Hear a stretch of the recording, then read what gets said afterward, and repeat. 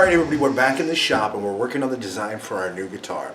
So what we're going to do, we're going to do a guitar with a 5-piece top. It's going to be double cutaway with 2 P90s. So it's going to have kind of a Les Paul Jr. feel, Les Paul Special more like. 2 P90s, 3-way switch, volume, tone. Very simple, just a rock and roll machine. We're going to do a 5-piece top. This guitar was kind of inspired by something pretty awesome in my life. About 20 years, in 2001, I actually was able to go to the Paul Reed Smith factory. We got a tour of the factory. We had lunch with Paul, and were able to sit down in his office and just talk to him about guitars. And while we were there, we had such a great conversation about guitars that he actually told us about some special guitars he had made. Every time he had a child, he made a guitar specifically inspired by that child's birth.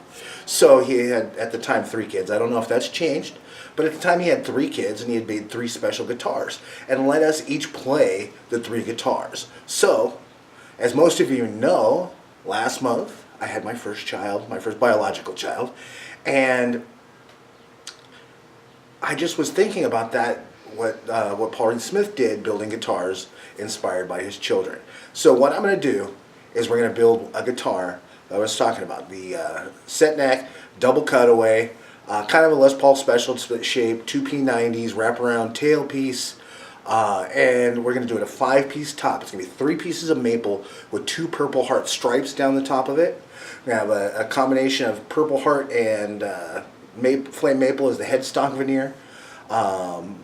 Haven't decided whether we're going to do a maple or rosewood fingerboard. Probably rosewood with a Purple Heart binding and mother of pearl inlays. And this was all just kind of inspired by my daughter Hannah being born.